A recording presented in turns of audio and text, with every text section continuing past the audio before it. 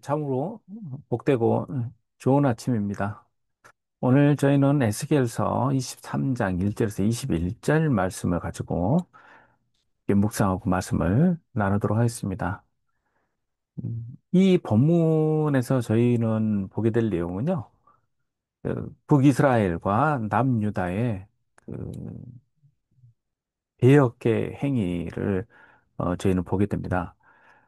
요 본문에서 북이스라엘의 경우는 그 우상 숭배에 가장 먼저 어, 뛰어들었었죠. 즉 단과 그 베델에 금송아지를 두고 우상을 격렬히 섬겼고 무엇보다 이 바알과 아세라의 그 혼합주의 신앙 그런 우상 숭배를 아주 열렬히 했고요. 그 외세와의 적극적인 그 어떤 그 서로 그 관계를 통해서 하나님을 의지하는 것보다 그런 외세를 의지하다 결국 멸망하게 되었죠. 남유다도 마찬가지였습니다. 결국은 북이스라엘의 타락을 그대로 따라 이어서 멸망하게 되지 않습니까?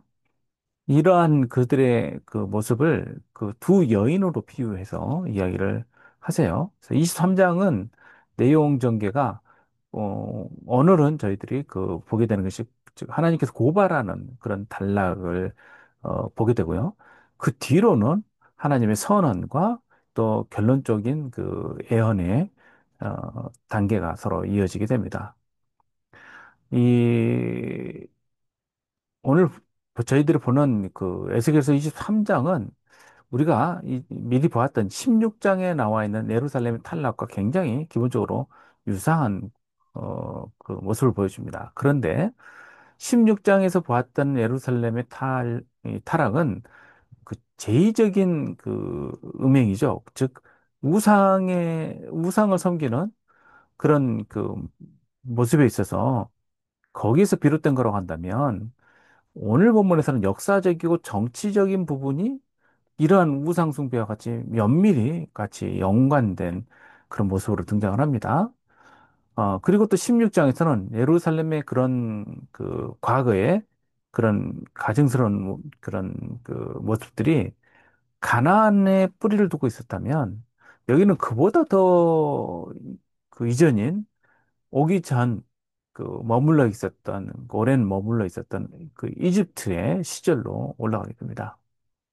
그리고 16장에서는 예루살렘과 서로 닮아 있는 사마리아에 대해서 잠깐 언급되고 있지만 여기서는 거의 한 단락 전체가 사마리아 이야기로 할애가 되고 있어요.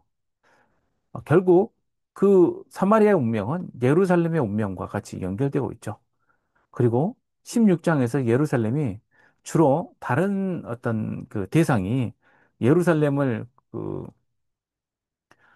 농락하는 대상으로 바라보고 있다면 여기 23장에서는 그 예루살렘이 여성으로 표현되는 이 예루살렘이 좀 더 적극적으로 그 상대들에게 추파를 던지는 그런 모습으로 등장을 합니다.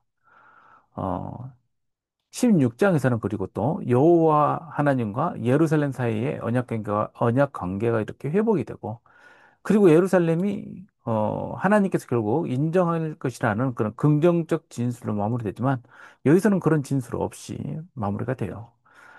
오늘 본문은 읽어보면 참 읽기도 참 쉽지 않은 그리고 또 함께 이걸 교회에서 읽기도 참 그 마음이 저기 불편할 그런 노골적인 그런 그 장면들이 그 묘사가 되고 있어요. 근데 이런 모습들을 보면서 우리는 실제적으로 우리의 신앙의 형태들이 하나님과의 언약의 관계 가운데 어, 보다 부부 관계처럼 신실한 서로 간에 그런 그 관계가 형성되어 있다는 것을 오늘 우리는 이 본문을 통해서 좀 더 어, 그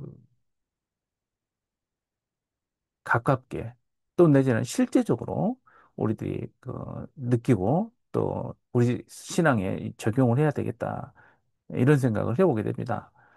하나님의 말씀이 에스겔의 기마에서 두 여인을 이야기를 해요. 한 어머니의 딸이라는 것은 한 몸에서 나왔다는 것이죠. 그리고 그들이 어디서부터 행음을 했냐면 그 뿌리는 즉 이 12지파에서 10지파로 이야기되는 북이스라엘과 두 지파로 이야기할 수 있는 남유다의 그 관계 말입니다. 이 관계가 한 어머니로부터 시작되죠. 그 아브라함의 자손 아닙니까? 그들이 아브라함으로 이집트로 가서 그곳에서부터 행음을 했다. 마음을 이집트에 빼앗겨서 그렇게 그 성장기를 보냈다는 것입니다. 그리고 이름을 말하는데 위에 그 언니는 형이라고 되어 있죠. 여기서는요. 위 언니는 오홀라요. 아우는 오홀리바라고 말을 합니다. 그리고 오홀라에 대해서 누구라고 설명을 딱 해석을 해주냐면 사마리아라고 이야기를 하고 오홀리바는 예루살렘이라고 말합니다. 오홀라라는 것은 오헬이라는 단어가 이 성막, 즉 그 장막을 뜻해요. 장막을. 그리고 성막을 말할 때도 오헬로 이야기를 합니다. 이 장막을 말하는데 이 장막이 바로 오홀라 여성형으로 소유격으로 돼서 그녀의 장막이라는 뜻이에요. 그리고 오홀리바라는 것은 내 장막이 그녀에게 있다라는 뜻이 오홀리바입니다. 예루살렘을 가리킨다라고 뒤에서 이야기를 하고 있죠. 그리고 하나님께 속하여서 자녀를 낳았다라고 이야기를 합니다. 먼저 이 천막의 의미를 생각을 해보자면요. 몇 가지 어떤 가능성을 갖고 이야기를 생각을 해야겠죠. 하나는 이름이 모세가 백성을 대신해서 하나님과 만남을 가졌던 그 자리, 그 성막을 가리키는 자리라고 이해할 수가 있습니다. 오헬 모헤드라고 하는 것이 바로 이 뜻이죠. 만남의 청막, 그 회막이죠. 하나님과 만나는 곳, 그 자리라고 이야기할 수도 있고, 그렇다면 오홀라 오홀레바는 하나님을 섬기는 자리로서의 위치도 가지고 있는 자리 아니에요? 그런데 어, 그들은 그렇게 하지 못했죠. 전적으로 하나님과의 관계가 아니라 그들은 마치 음란한 여인처럼 주변 나라들과의 그 관계들을 통해서 어, 결국 그 천막이 하나님과의 자리로 이용되는 것이 아니고 그들의 이익과 욕망을 달성하는 자리로 이렇게 변질시켰죠. 그리고 두 번째로는 만약에 오홀리바라는 단어를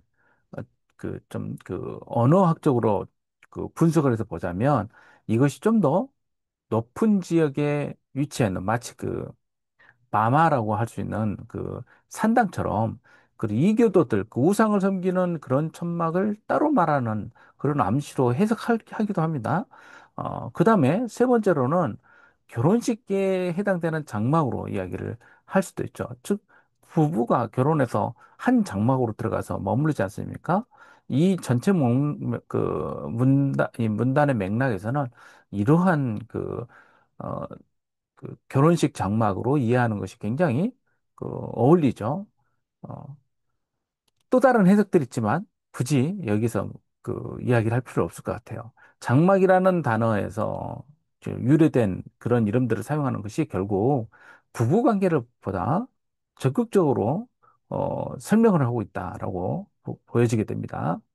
그리고 왜 북이스라엘이 더 언니라고 되어 있느냐?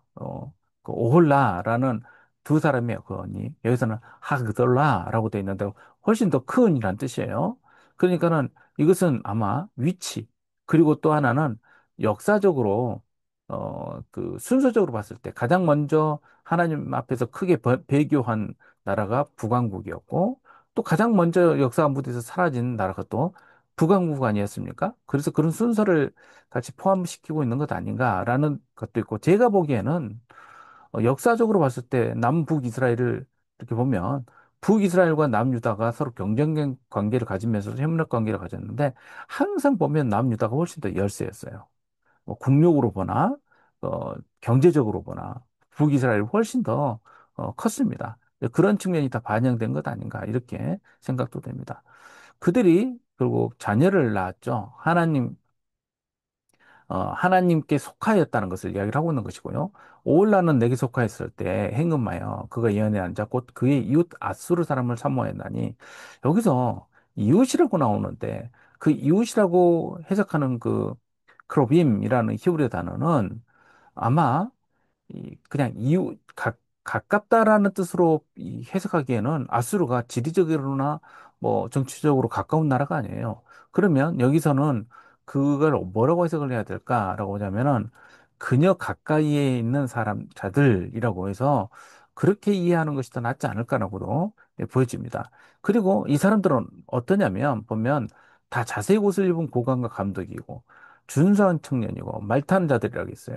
결국 이들은 어떤 사람들이냐면 최상위층 사람들이에요. 그러니까는 아주 귀족적인 풍모를 가지고 있고 또 어떤 그 매력을 갖고 있냐면 이 두 여인이 특히 북이스라엘 오홀라가 굉장히 흠모할 만한 그런 매력을 가지고 있는 사람입니다. 이러한 그 매력에 빠져서 그들에게 열렬히 구애를 했다는 것입니다. 그 매력을 그 남성적인 모습들, 그리고 또 아주 그들이 가진 재력과 그다음 위치로 보여주고 있지만, 그러나 실은, 여기에서 말하는 것은 그들이, 북이스라엘이 가지고 있는 것은 그 군사적인 힘, 경제적 힘에 매료되었다는 것을, 표현하고 있는 것이죠. 그들을, 과의 관계를 모두 음란한 행위로 보여주는데, 이집트에서부터 시작되는 그 음란함으로 이야기하고 있어요. 이집트에서 시작됐다는 건 뭐냐면, 이집트에서 하나님께서 그들이 그런 폭력과 또 강압의 관계 가운데 있었던 그 이스라엘을 끄집어내셨잖아요. 마치 그 굉장히 폭행당하고 또 성적으로 착취당하고 있는 여인을 구출한 것처럼 말입니다. 그런데 나와서도 잊지를 못하는 거예요. 광야 생활하면서도 뻑하면 이집트로 가고 싶다. 이집트가 생각난다. 이집트가 더 좋았던 것 같다는 말을 끊임없이 쏟아내지 않습니까? 이러한 것이 계속 버릇이 이어졌다는 거예요. 그리고 그러한 버릇이 누구한테 이제 가게 되냐면 이제는 아수르한테 가게 돼요. 그래서 하나님께서 결국 그들을 심판하십니다. 그런데 이런 모습을 봤으면 그 동생은 이렇게 망하는 언니의 모습을 보면서 나는 정신 차려야지라고 생각을 했는데 훨씬 더 운명을 품습니다. 난 더 나은 사람을 찾을 거야. 라는 생각을 하는 것 같아요. 나는 좀 더 다를 거야. 라고 생각을 하는 것 같아요. 사람들이 꼭 이렇게 변명을 하지 않습니까? 형보다 더 음욕을 향하여 그 형이 가는 마음보다 가는 마음이 더 심하여서 부패하였다라고 성경에서 이야기를 하고 있습니다.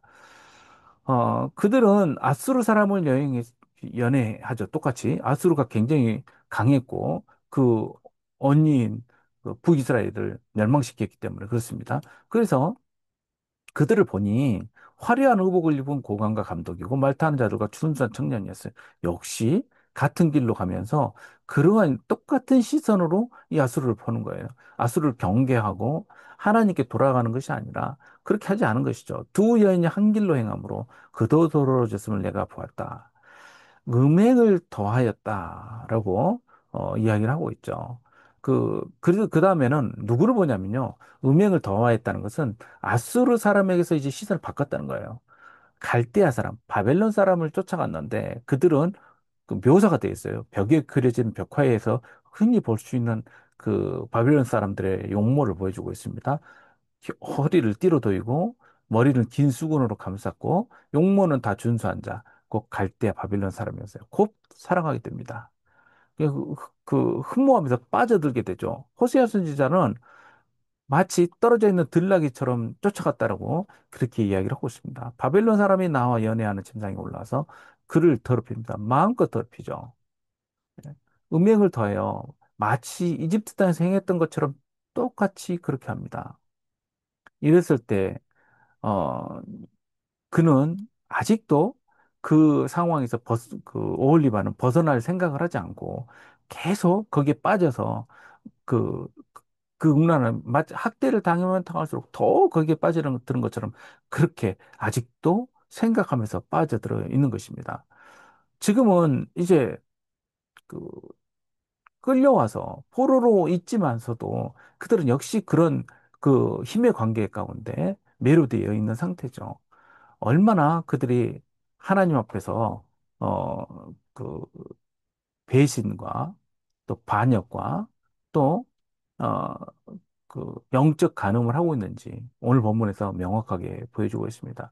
우리는 이렇게 성경으로 분명하게 시대를 보고 하나님 말씀의 예언을 직접적으로 전달받고 있지만 우리들의 시선은 여전히 당시 그 나라가 나라와 민족으로 표현되어 있지만 우리 개인으로 봤을 때도 각자가 하나님과의 신실한 관계에 매인 것이 아니라 세상에 있는 그 매력에 빠져서 우리 시선이 자꾸 그쪽으로 향하고 있는 것이 아닌가.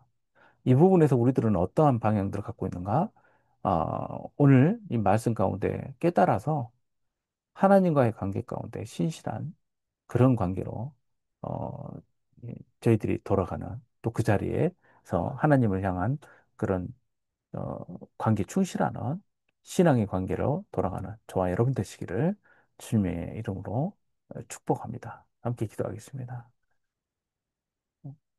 예로부터 지금까지 시대는 항상 우리의 시선을 힘 있고 매력 있는 곳으로 돌리게 만듭니다. 그래서 하나님을 믿지만 우리의 마음의 갈구함은 항상 세상을 향하여 있을 때가 많았습니다.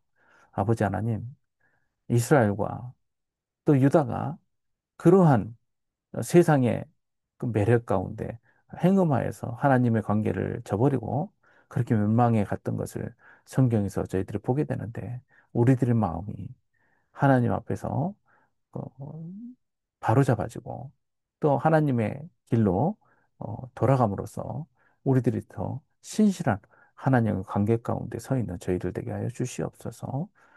우리들이 유혹받는 모든 것에서 그 유혹이 끊어지도록 주님 역사해 주옵소서. 감사드리며 예수님의 이름으로 기도합니다. 아멘. 함께 기도하겠습니다.